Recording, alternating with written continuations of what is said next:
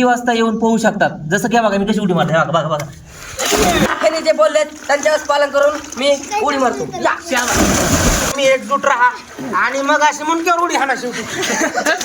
तर मित्रांनो, आपण सिटीमध्ये पाहिलं असेल की आपण स्विमिंग पूलसाठी 1000, 500, 100 रुपये देत असतो किंवा पैसे देऊन पोहत असतो.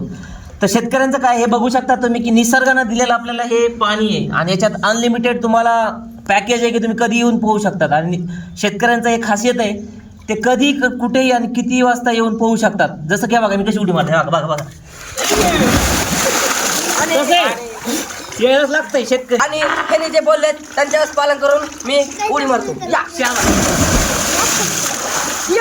तर विषय असा आहे की समाधानी जगण्यासाठी आजच्या काळात तुम्ही जो म्हणता की पैसा लागतो किंवा काय लागतं, तर त्याला एकीचे बळ लागतं आणि ते एकी दाखव.